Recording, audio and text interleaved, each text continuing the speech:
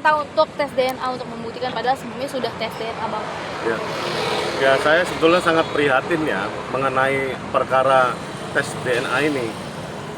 Sepatutnya memang negara hadir untuk membuat terang proses pembuktian keturunan siapa dengan proses DNA ini ya. Artinya mungkin harus dilembagakan ya.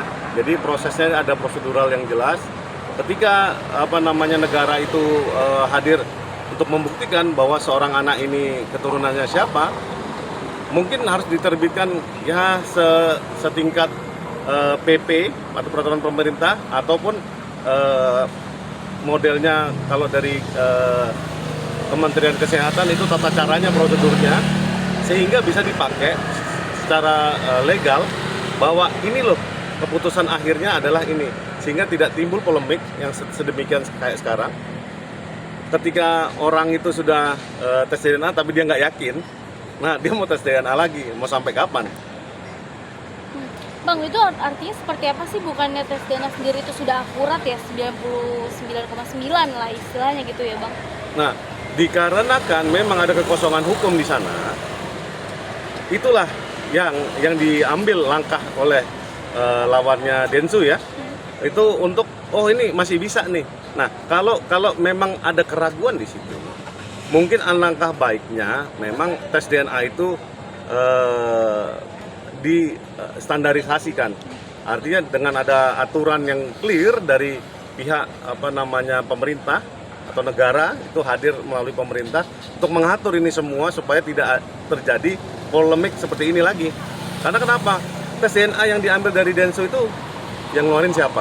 Muncul pertanyaan lagi dibantah. Oh, saya maunya tes DNA dari ini. Nah, seperti halnya dulu yang namanya forensik.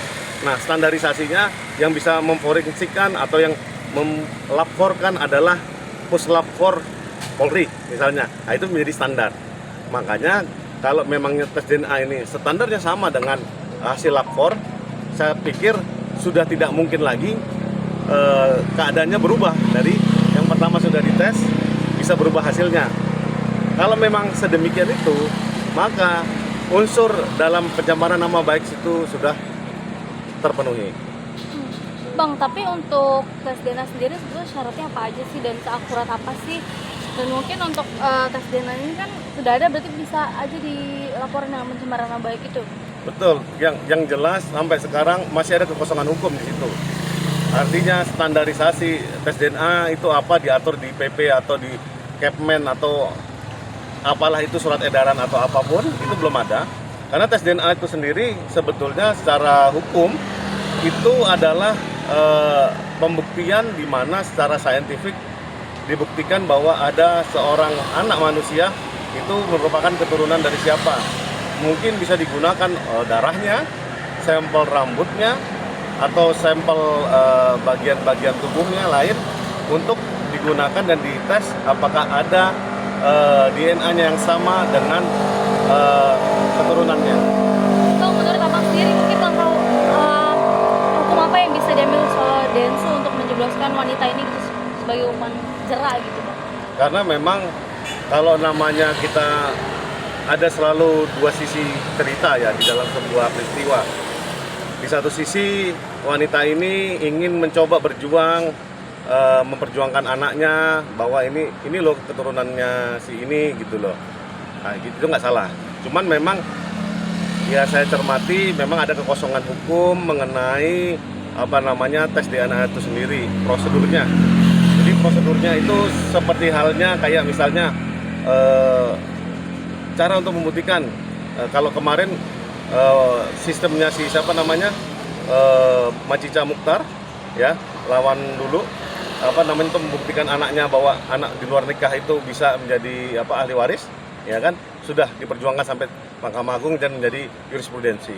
Nah, sekarang tes DNA ini baiknya pemerintah atau negara itu hadir untuk mengatur ini standarisasinya bagaimana. Berarti bisa kena ancaman apa aja, Bang? Ini kan udah terbukti ya sebetulnya sudah ada tes DNA gitu. Berarti bisa dijebloskan kemana nih? Maksudnya pasal apa yang bisa Kalau pencemaran nama baik itu sebetulnya memang dari sudut pandang kepolisian, dia harus meyakini bahwa tes DNA si Densu ini adalah satu-satunya yang sahih. Nah, tapi di dalam aturan menurut hemat saya belum ada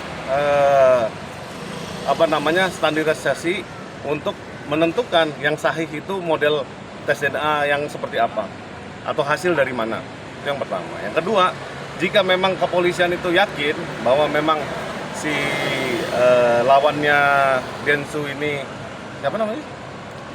Ferni. Nah, si Mbak Ferni ini memang dengan mensreanya untuk menghina atau mencemarkan nama baik si Densu supaya dia mengalami kerugian. Nah, alangkah baiknya dia pakai Undang-Undang ITE pasal 27 ayat 1 ya kan, Jungto pasal 45 kalau nggak salah, ya kan, Undang-Undang ITE juga bahwa plus Jungto 310 311 KUHP yang sekarang, sehingga hukuman maksimalnya itu lebih dari 2 tahun.